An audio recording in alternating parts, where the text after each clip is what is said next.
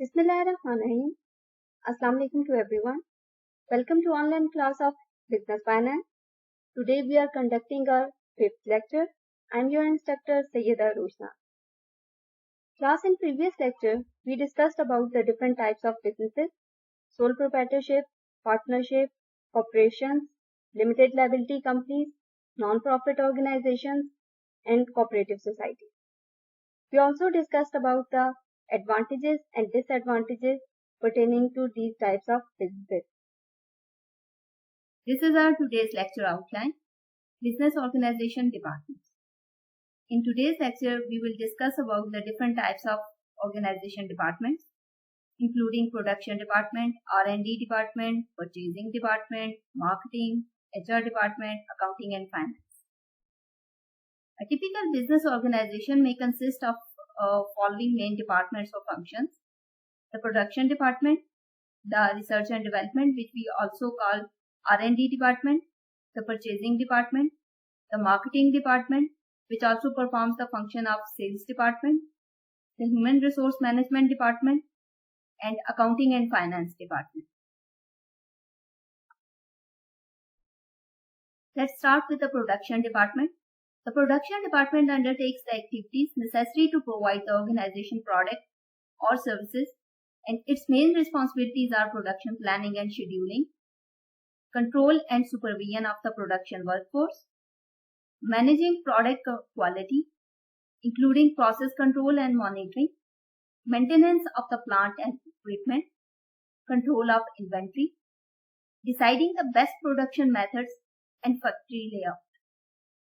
इस डिपार्टमेंट के अंदर अगर आप प्रोडक्ट मैन्युफैक्चरिंग ऑर्गेनाइजेशन है, if you are dealing in products, तो आपकी जो प्रोडक्शन है, आपकी जो प्रोडक्ट बननी है, वो इस डिपार्टमेंट का पार्ट होगी। इस डिपार्टमेंट के जो मेन रिस्पॉन्सिबिलिटीज हैं, उसमें आपकी प्रोडक्ट की प्लानिंग, उसकी डिजाइनिंग, उसकी प्रोडक्शन के लिए जो आपको रिक्वायर्ड रिसोर्सेज हैं, और उसको कंट्रोल करना, उसको मॉनिटर करना, उसके लिए मशीनरी प्लांट का अरेंजमेंट करना, उसकी मेंटेनेंस करना, कंट्रोल ऑफ इन्वेंट्री, जिसके अंदर आपके पास raw material, semi finish goods, और इवन जब आपकी प्रोडक्ट जो प्रोडक्शन के मराहिल से गुजर के कंप्लीट हो जाती है तो फिनिश्ड फॉर्म के अंदर होती है, तो उसको कंट्रोल करना, उसको मॉनिटर करना।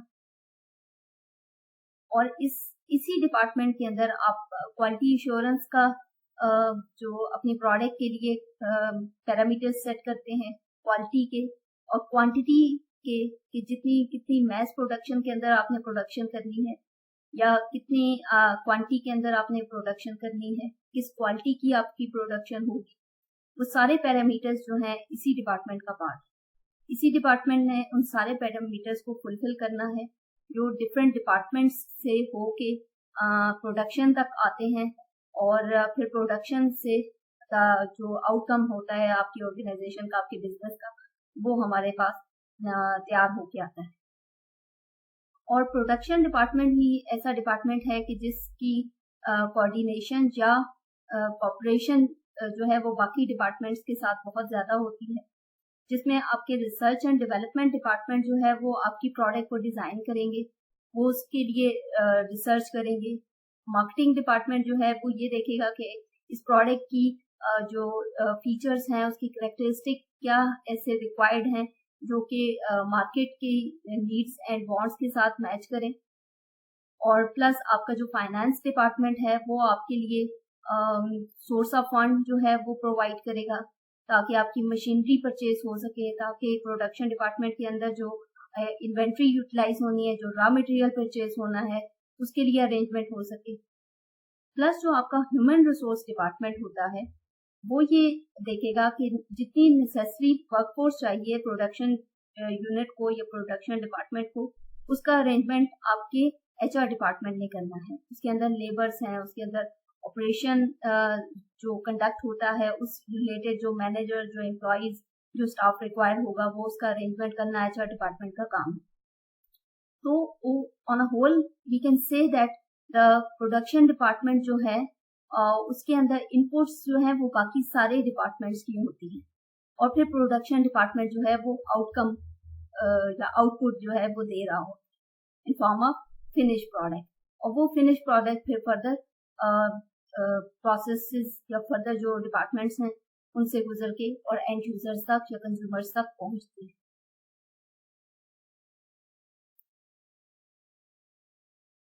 Next we have R&D department या research and development department. The R&D department is concerned with developing new products or processes and improving existing products or processes. R&D activities must be closely coordinated with the organization's marketing activities to ensure that organization is providing exactly what its customer wants in the most efficient, effective and economical way. R&D department का basically responsibilities ये हैं कि एक तो इनका collaboration होता है या इन कांटेक्ट होते हैं ये मार्केटिंग स्टाफ के साथ या मार्केटिंग डिपार्टमेंट के साथ, और ये इस बात का चेक रखते हैं कि जो मार्केटिंग डिपार्टमेंट इनको इंफॉर्मेशन प्रोवाइड करेगा, जो मार्केटिंग सर्विस से इंफॉर्मेशन आएगी वो आपको रिसर्च एंड डेवलपमेंट के थ्रू आप के मार्केट की क्या नीड्स एंड वांट्स हैं उनको आपने किस तरह प्रोडक्ट या सर्विसेज के अंदर कन्वर्ट करना है, उसके अकॉर्डिंगली आप डिजाइन करते हैं प्रोडक्ट या अपनी सर्विसेज कि आपकी जो मार्केट की नीड्स एंड वांट्स हैं वो मैच कर जाएं आपकी प्रोडक्ट के साथ। देन रिसर्च एंड डेवलपमेंट का काम है सर्विस कंडक्ट करना, रिसर्च करना और जो आपके एग्जिस्टिंग प्रोसेसेस हैं उनकी इम्प्रूवमेंट के लिए काम करना और जो एग्जिस्टिंग प्रोडक्ट्स हैं उसकी इम्प्रूवमेंट के लिए काम करना। सो रिसर्च एंड डेवलपमेंट डिपार्टमेंट का एक कॉन्टिन्यूस इन प्रोसेस का काम है कि कॉन्टिन्यूसली आप चेक रखते हैं कि प्रोडक्ट जो है वो मार्केट के साथ उसकी मैच हो रहा है या नहीं हो रहा, या उसके अंदर कितनी इम्प्रूवमेंट की जरूरत है या कितना।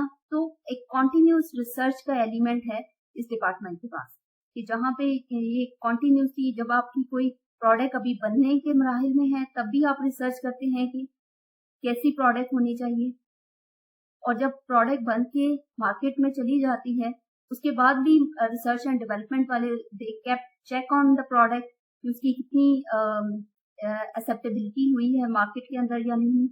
तो दे कंडक्ट सर्विस और डेटा कलेक्शन करते हैं ताकि इनको अपनी प्रोडक्ट की उसको मॉनिटर कर रहे होते हैं मार्केट के अंदर कि उसकी परफॉर्मेंस कैसी है, और अगर उसके अंदर इम्प्रूवमेंट की जरूरत है तो उसको कैसे इम्प्रूव किया जाए, उसकी प्रोडक्ट की जो डिजाइनिंग है उसके अंदर कैसे इम्प्रूवमेंट की जाए या उसकी फीचर्स को कैसे इनहेंस किया जाए। सो ओवर एंड ऑल उसको अपनी प्रोडक्ट को कैसे आप इनहेंस कर सकते हैं, कैसे इम्प्रूव कर सकते हैं, एक कॉन्टिन्यूस प्रोसेस है। और फिर अपनी जो एग्जिस्टिंग प्रोडक्ट है उसकी इम्प्रूवमेंट के लिए फिर उसको जब वो इम्प्रूवमेंट के बाद मार्केट में जाती है फिर उसका क्या रिएक्शन होता है मार्केट का, कंज्यूमर्स का क्या रिएक्शन है उस प्रोडक्ट के ऊपर। तो एक कॉन्टिन्यूस रिसर्च का एलिमेंट है जो कि इस डिपार्टमेंट के अंदर होता रहता है और इस डिपार्टमेंट का यही रिस्पॉन्सिबिलिटीज है, यही इसके फंक्शंस हैं। और जो भी आप प्रोडक्ट डिजाइन करते हैं उसका मेन पर्पस ये होता है कि एक तो आपकी जो प्रोडक्ट है वो फुलफिल करे needs and wants of the customers जो आपके टारगेट मार्केट है उनकी। सेकेंडली कि वो प्रोडक्ट जो है वो उसको किस तरह आप अपने लिए बिजनेस के लिए कॉस्ट इफेक्टिव बना सकते हैं, इकोनॉमिकल कैसे बना सकते हैं उस प्रोडक्ट को। सेकेंडली उस प्रोडक्ट को कितना क्वालिटी वाइज उसको कितना इनहेंस किया कर सकते हैं विद द मिनिमम कॉस्ट, और कितनी मैस प्रोडक्शन आप कर सकते हैं टू जो आपकी टारगेट मार्केट है उसको मीट करने के लिए, उसकी रिक्वायरमेंट को फुलफिल करने के लिए कि आपकी मार्केट के अंदर आपकी प्रोडक्ट की जितनी रिक्वायरमेंट है उसके लिए कितनी आप मैस प्रोडक्शन करनी है या कितना कम आपने प्रोड्यूस करना है, कितना ज्यादा। तो ये सारी डेटा एनालिसिस का काम जितना भी है वो आपके रिसर्च एंड डेवलपमेंट डिपार्टमेंट है।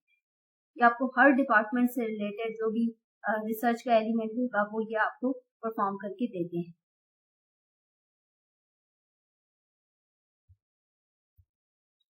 The next department we have is purchasing department. The purchasing department is concerned with acquiring goods and services for use by the organization. These will include, for example, raw materials, the components for manufacturing, and also the production equipment. The responsibilities of this function usually extend to buying the goods and services for the entire organization, not just a production function, including, for example, office equipment, furniture, computer equipment, stationery, and buying goods and services. Purchasing managers must take into account a number of the factors collectively referred to as a purchasing mix, namely quantity, quality, price, and delivery. In short, a purchasing mix can be considered as making sure that the organization has the right amount of the right quality and right quantity, obviously, at the right place, in the right place and right time, with the right price, obviously. तो purchasing department का जैसे कि इसके नाम से ही पता चल रहा है कि ये परचेजिंग करता है आपके बिजनेस के लिए, आपके ऑर्गेनाइजेशन के लिए। ये डिपार्टमेंट उन परचेजिंग के अंदर आपके जो प्रोडक्शन डिपार्टमेंट के लिए जो बेसिक परचेजिंग है, like raw material, like equipment, machinery, जो आपके प्रोडक्शन यूनिट के अंदर जो मशीनरी इंस्टॉल्ड होती है, जो आपका प्रोडक्शन यूनिट होता है जहाँ पे आपकी प्रोडक्ट्स बनती हैं, इंक्लूडिंग दोज मशीनरीज। इसके अलावा जो बिजनेस में डेली यूज के लिए जो फर्नीचर, इक्विपमेंट, कंप्यूटर, स्टेशनरी, वो भी परचेजिंग डिपार्टमेंट का काम है। और इस डिपार्टमेंट का मेन मकसद कह लें या मेन एम कह लें या टारगेट या ऑब्जेक्टिव कह लें कि इन्होंने राइट अमाउंट में, राइट क्वालिटी, राइट प्राइस के अंदर, राइट प्लेस और राइट टाइम के ऊपर आपको परचेजिंग करके प्रोवाइड करनी है। और बाकी जितने भी डिपार्टमेंट्स हैं वो ऑब्वियसली डिपेंड करेंगे परचेजिंग डिपार्टमेंट पे कि ये परचेजिंग करेंगे तो उन डिपार्टमेंट्स तक इक्विपमेंट्स पहुंचेगा, उन डिपार्टमेंट्स तक फर्नीचर पहुंचेगा, उन डिपार्टमेंट्स तक कंप्यूटर के इक्विपमेंट्स पहुंचेंगे। फॉर एग्जांपल, अगर आपके फाइनेंस डिपार्टमेंट को स्टेशनरी की जरूरत है, आपके मार्केटिंग डिपार्टमेंट को व्हाइट बोर्ड्स या मॉनिटर्स या जो भी मार्केटिंग रिलेटेड टूल्स हैं उनकी जरूरत है, आपके प्रोडक्शन यूनिट को मशीनरी की जरूरत है, रॉ मटेरियल की जरूरत है, इन्वेंट्री की जरूरत है। सो जिससे पूरी ऑर्गेनाइजेशन के अंदर जहां जहां जो परचेजिंग का करनी होती है किसी भी इक्विपमेंट के लिए, किसी भी स्टेशनरी, किसी भी डिपार्टमेंट को कोई परचेजिंग चाहिए, वो परचेजिंग डिपार्टमेंट आपको प्रोवाइड करेगी।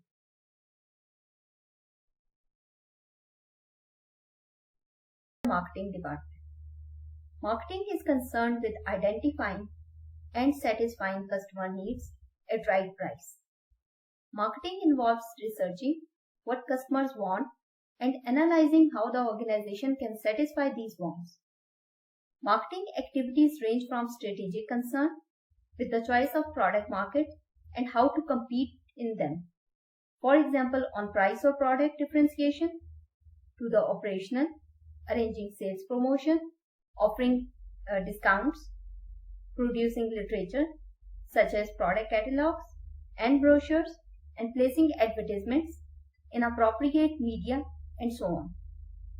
मार्केटिंग डिपार्टमेंट का बेसिकली कंसर्न ये होता है कि एक तो आपने मार्केट सर्वे करना होता है, रिसर्च का एलिमेंट होता है इसके अंदर, जहां पे आप ये फाइंड आउट करने की कोशिश करते हैं कि मार्केट के अंदर कस्टमर्स की, कंज्यूमर्स की, एंड यूजर्स की नीड्स एंड वांट्स क्या हैं, उनको किस तरह की प्रोडक्ट चाहिए, उन प्रोडक्ट के अंदर क्या क्या फीचर्स और क्या क्या क्वालिटी होनी चाहिए, क्या क्या उसके साइजेस होने चाहिए और किस तरह की उसकी प्राइस होनी चाहिए, ताकि आप अकॉर्डिंगली अपनी प्रोडक्ट को डिजाइन कर सकें, उसके अंदर वो फीचर्स ऐड कर सकें जो कि आपके कस्टमर्स को, आपकी टारगेट मार्केट के जो नीड्स एंड वांट्स हों उनको सेटिस्फाई कर सके, और उन फीचर्स के और उस क्वालिटी के अकॉर्डिंगली आप अपनी प्राइस जो है वो सेट कर सके, और वो प्राइस भी ऐसी हो कि वो आपकी जो मार्केट है वो उसको अफोर्ड कर सके। तो ये जितने भी प्रोसेसेस हैं step by step,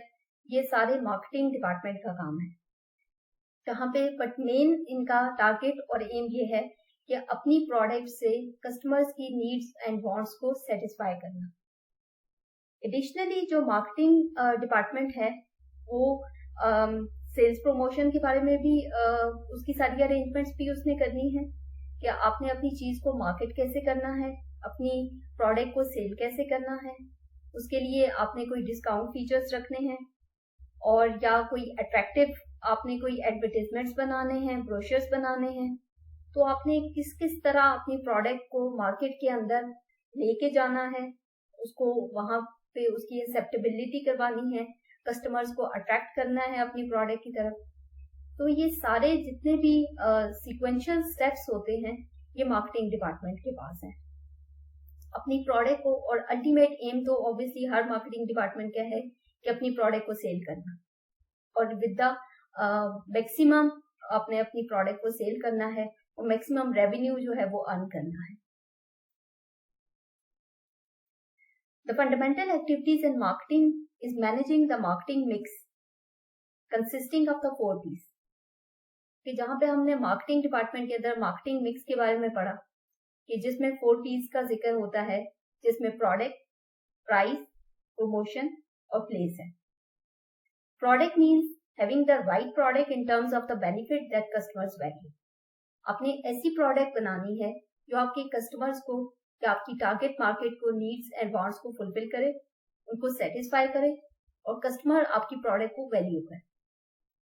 then comes price, setting the right price which is consistent with the potential customer's perception of the value offered by the product। आपकी जो प्रोडक्ट की जो वैल्यू है या उसकी जितनी भी वो क्वालिटी है जो आपके कस्टमर परसीव करते हैं।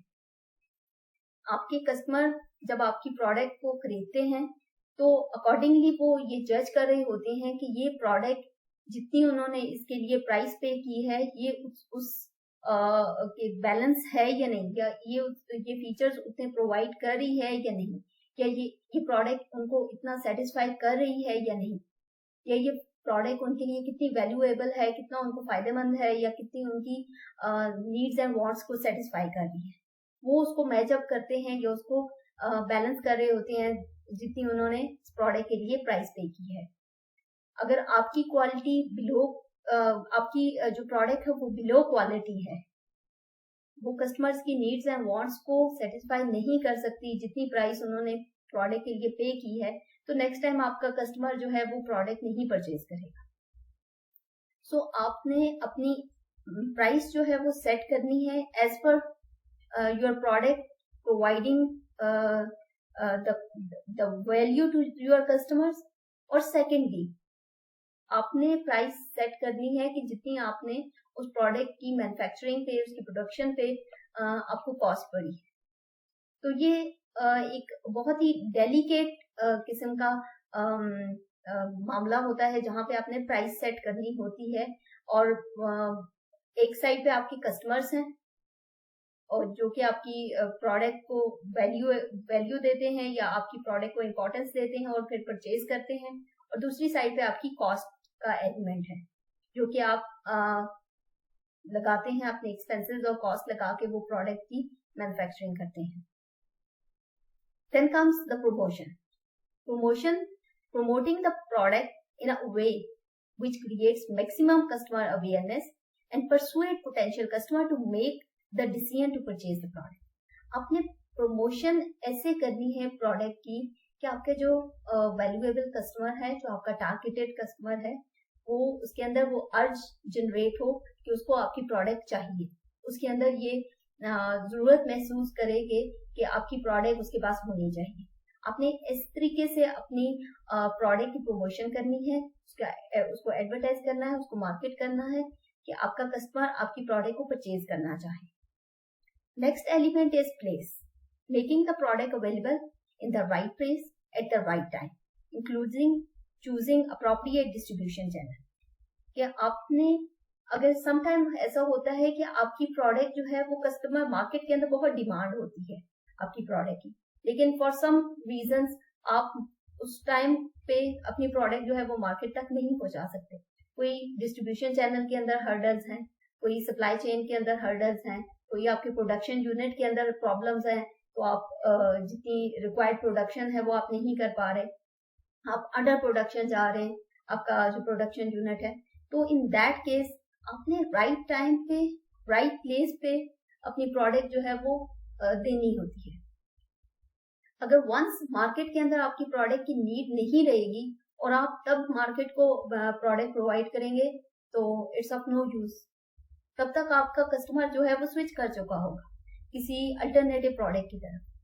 तो द बेस्ट मार्केटिंग मिक्स या अच्छी मार्केटिंग स्ट्रेटजी वही होती है कि जहां पे आपने राइट प्लेस पे राइट टाइम पे राइट प्रोडक्ट जो है वो आप सर्व कर रहे हैं, अपने टारगेट मार्केट तक पहुंचा रहे हैं। तो ये जो 4 पीस का एलिमेंट है मार्केटिंग मिक्स के अंदर, और इसको बहुत इंपॉर्टेंस दी जाती है मार्केटिंग डिपार्टमेंट के अंदर कि आप, और बेस्ट या सक्सेसफुल मार्केटिंग डिपार्टमेंट भी वही होता है जो अपने 4 पीस को बेस्ट वे में इम्प्लीमेंट करे और उसका फ्रूट जो है वो उसको फिर सेल्स की फॉर्म में वो मिल सकता है। The next department is the human resource department. The human resource function is concerned with the following responsibilities: recruitment and selection, ensuring that right people are recruited to the right jobs. HR department का main purpose ये होता है कि आपके जो organisation के अंदर जो रिक्वायर्ड पोस्ट्स होती हैं और उनके लिए आपको स्टाफ चाहिए होता है, तो आपको राइट जॉब के लिए राइट पर्सन की सिलेक्शन करनी होती है, और वो सिलेक्शन जो है वो आपका HR डिपार्टमेंट करता है। आपको किसी भी तरह का डिपार्टमेंट हो, मार्केटिंग डिपार्टमेंट को सेल्स फोर्स चाहिए, वो भी आपको HR डिपार्टमेंट प्रोवाइड करेगा। फाइनेंस डिपार्टमेंट को अकाउंटेंट्स चाहिए, वो भी आपको HR डिपार्टमेंट हायर करके देगा। प्रोडक्शन यूनिट के अंदर लेबर वर्कफोर्स चाहिए, तो वो भी आपको HR डिपार्टमेंट हायर करके देगा। तो आपके ऑर्गेनाइजेशन के अंदर जितने भी डिपार्टमेंट्स हैं जिनको वर्कफोर्स रिलेटेड कोई भी उनकी रिक्वायरमेंट होती है, कोई भी मैटर होता है, एम्प्लॉइज रिलेटेड कोई भी मैटर होता है, तो वो सॉल्व करने के लिए HR डिपार्टमेंट होता है। Then second point is training and development. HR department का काम है कि एक तो एम्प्लॉइज को हायर करते हैं, फिर उनको ट्रेनिंग दी जाती है, तो ताकि वो अपनी जॉब जो है वो अच्छे तरीके से उसको जॉब को परफॉर्म कर सकें एफिशिएंट वे में या इफेक्टिव वे में। और सेकेंडली ये कि हर ऑर्गेनाइजेशन का एक एटमॉस्फेयर होता है, वे ऑफ डूइंग वर्क होता है, तो एज पर ऑर्गेनाइजेशन डिपेंड करता है कि आपको जो भी आपकी जॉब रिलेटेड जॉब आपसे रिलेट कर रही हो, अकॉर्डिंगली आपको ट्रेनिंग दी जाती है। हर ऑर्गेनाइजेशन दूसरी ऑर्गेनाइजेशन से डिफरेंट होती है, तो ऑब्वियसली अगर कोई एम्प्लॉय को हायर करेंगे तो उसको अपनी ऑर्गेनाइजेशन के वे आउट्स बताने के लिए कि यहाँ पे किस तरीके से काम होता है, कैसे काम करना है, तो उसके लिए ट्रेनिंग और डेवलपमेंट की बहुत जरूरत होती है, जो कि HR डिपार्टमेंट अरेंज करता है। Then comes employer relations. Employees की हायरिंग से लेके जब तक एम्प्लॉयज रिटायर नहीं हो जाते, सारे मैटर्स जो है वो HR डिपार्टमेंट ही हैंडल करता है। आपकी जॉब रिस्पॉन्सिबिलिटीज से related job specification, job description, आपकी अपनी जॉब से रिलेटेड कोई इश्यूज हैं वो HR डिपार्टमेंट सॉल्व करेगा। आपके पे से रिलेटेड आपके बोनसेस, इंक्रीमेंट्स, बेनिफिट्स, वो सारे HR डिपार्टमेंट का कंसर्न है, क्योंकि एम्प्लॉयज का सारा कंसर्न HR डिपार्टमेंट का कंसर्न होता है। जिस तरह मार्केटिंग डिपार्टमेंट के अंदर हम कस्टमर्स को इम्पोर्टेंस देते हैं, इसी तरह HR डिपार्टमेंट वाले इंटरनल कस्टमर्स या जिनको एम्प्लॉयज कहते हैं उनको इम्पोर्टेंस देते हैं। Grievance procedure and disciplinary matters dealing with the complaints from employees और फ्रॉम द एम्प्लॉयर्स। ऑब्वियसली जहाँ पे डिफरेंट टाइप्स ऑफ एम्प्लॉयज होते हैं, डिफरेंट डिपार्टमेंट्स होते हैं ऑर्गेनाइजेशंस के अंदर, तो उनके दरमियान कन्फ्लिक्ट्स भी हो जाते हैं, एम्प्लॉयज के कन्फ्लिक्ट्स हो जाते हैं, एम्प्लॉयज के कन्फ्लिक्ट हो जाते हैं। तो हर एक की पर्सनैलिटी डिफरेंट होती है, हर एक के नेचर कैरेक्टरिस्टिक्स डिफरेंट होते हैं, तो ऑब्वियसली वहाँ पे इश्यूज आ जाते हैं, कन्फ्लिक्ट्स आ जाते हैं, तो उनको रिजॉल्व करने के लिए भी HR department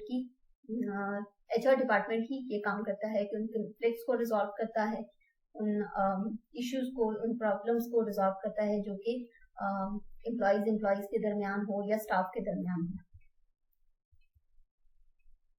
health and safety matters, making sure the employees work in a healthy and safe environment, जहाँ पे आप ये मेक श्योर करते हैं कि आपकी एम्प्लॉयज जो हैं, जैसा कि मैंने कहा कि HR डिपार्टमेंट का कंसर्न होते हैं एम्प्लॉयज, तो अगर एम्प्लॉयज अच्छे तरीके से नहीं होंगे ऑर्गेनाइजेशन के अंदर, वो कंफर्टेबल नहीं होंगे, काम करने में कंफर्टेबल नहीं होंगे, तो वो अच्छी परफॉर्मेंस नहीं दे सकेंगे। जब उनकी परफॉर्मेंस अच्छी नहीं होगी तो ओवरऑल बिजनेस की परफॉर्मेंस अफेक्ट करेगी। तो उनको अपने एक तो सेफ एनवायरनमेंट देना है, हेल्दी एनवायरनमेंट देना है, ताकि वो कंफर्टेबली अपनी जॉब जो है वो परफॉर्म कर सके। Organizations are dependent on their employees. Consequently, their recruitment and selection require careful management. Obviously, her organisation का बहुत ही इंपॉर्टेंट पार्ट होता है। HR डिपार्टमेंट जो है, ये ह्यूमन रिसोर्स जो है, उसको एक रिसोर्स का एलिमेंट, जैसे फाइनेंशियल रिसोर्सेज चाहिए होते हैं किसी भी ऑर्गेनाइजेशन को, इसी तरह ह्यूमंस को भी अब रिसोर्स कहा गया है, उनको भी उतनी ही इम्पोर्टेंस दी जाती है।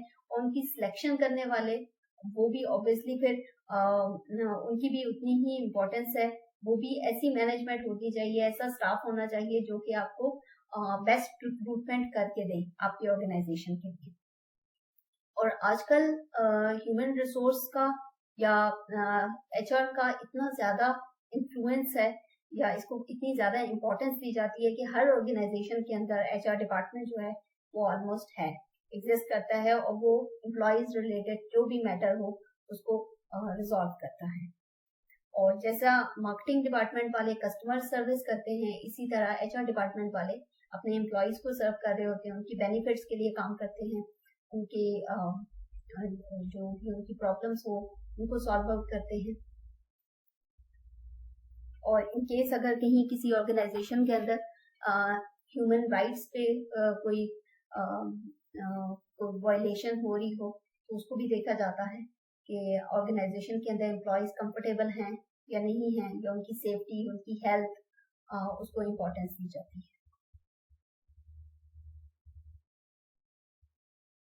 Another department is the accounting and finance department. The accounting and finance function is concerned with the following: financial record keeping of transactions involving monetary inflows or outflows, के जितने भी फाइनेंशियल रिकॉर्ड्स होते हैं उनको maintain किया जाता है financial department के अंदर। अगर आपने कोई भी सेल परचेज, कोई रिसीट से लेके आपकी जितने भी लेजर्स हैं, जितने जर्नल्स हैं, जितनी एंट्रीज होती हैं, वो सारी इंफॉर्मेशन, जितनी भी मॉनेटरी ट्रांजैक्शन से रिलेटेड इंफॉर्मेशन होती है, वो आपके अकाउंटिंग और फाइनेंस डिपार्टमेंट रिकॉर्ड कीपिंग के अंदर उनको मेंटेन करते हैं। Preparing financial statements, the income statement, balance sheet, cash inflow statement, and for reporting to external parties such as shareholders. जितनी भी टाइप ऑफ फाइनेंशियल स्टेटमेंट होती हैं, basically income statement, cash flow, balance sheet, ये आपका financial department बनाता है। Depend करता है कि आपकी ऑर्गेनाइजेशन क्वार्टरली इनकम स्टेटमेंट्स बना रही है, फाइनेंशियल स्टेटमेंट्स, या सेमी एनुअल या एनुअल बेस पे, तो डिपेंड करता है कि वो किस टाइम पीरियड के ऊपर अपनी फाइनेंशियल स्टेटमेंट्स बनाते हैं।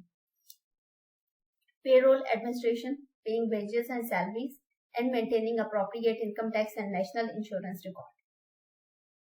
आपकी एम्प्लॉयज से रिलेटेड जो उन्होंने वेजेस पे करनी है, उनकी सैलरीज पे करनी है, वो आपका अकाउंटिंग एंड फाइनेंस डिपार्टमेंट देखेगा इन मैटर्स को। ऑर्गेनाइजेशन के जो टैक्सेस हैं उन मैटर्स को सॉल्व करेगा आपका, या उनको पे करेगा। फाइनेंसिंग की जितनी भी सैंक्शंस होनी है, कहाँ पे इन्वेस्टमेंट करनी है, कहाँ पे किस डिपार्टमेंट को कितनी पेमेंट करनी है परचेजिंग के लिए, वो सारे अमाउंट्स जो है वो सैंक्शन होंगी आपके या वो अकाउंटिंग और फाइनेंस डिपार्टमेंट से। और यही वो डिपार्टमेंट है जहाँ से अप्रूवल के बाद आपको अमाउंट मिलती है। मार्केटिंग डिपार्टमेंट वालों को अपनी मार्केटिंग का बजट मिलता है, HR डिपार्टमेंट वालों को उनका बजट मिलता है, लाइक वाइज प्रोडक्शन यूनिट को उनका अकॉर्डिंगली मिलता है। सो आपका जो फाइनेंस डिपार्टमेंट में वो जितनी भी आपको incoming and outflow of the cash होगा उसकी मेंटेनेंस जो है वो इस डिपार्टमेंट के पास होती है।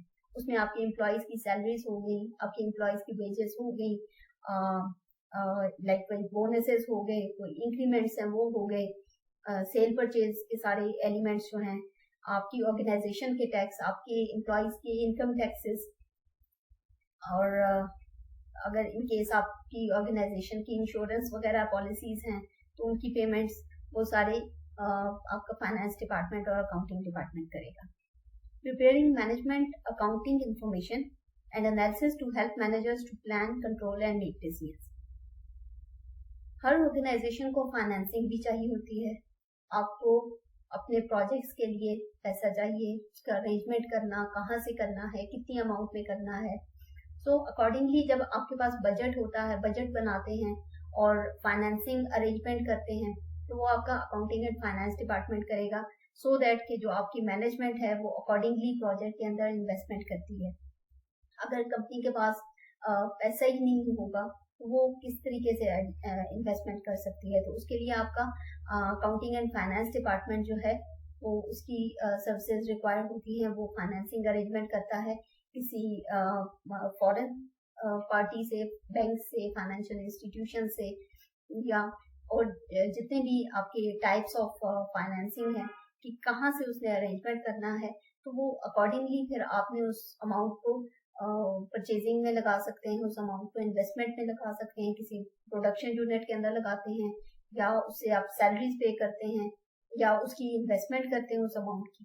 तो ये सारा प्लानिंग उसकी कि आपने कहाँ से फाइनेंसिंग करनी है, इन्वेस्टमेंट कहाँ पे करनी है, और किन प्रोजेक्ट्स के अंदर आपको इन्वेस्टमेंट करनी चाहिए, कितने कौन से प्रोजेक्ट्स ऐसे हैं जिनकी फोरकास्ट आप करते हैं कि वो आपको कितना वो प्रॉफिटेबल हो सकते हैं, कितने बेनिफिशियल हो सकते हैं ऑर्गेनाइजेशन के लिए। तो उसकी फोरकास्टिंग के बाद फिर आप उन प्रोजेक्ट्स के अंदर इन्वेस्टमेंट करते हैं। तो ये जितनी भी जो रिस्पॉन्सिबिलिटीज हैं या जितने भी फंक्शंस हैं, ये accounting and finance department perform करते हैं। Any questions and queries are most welcome. Thank you.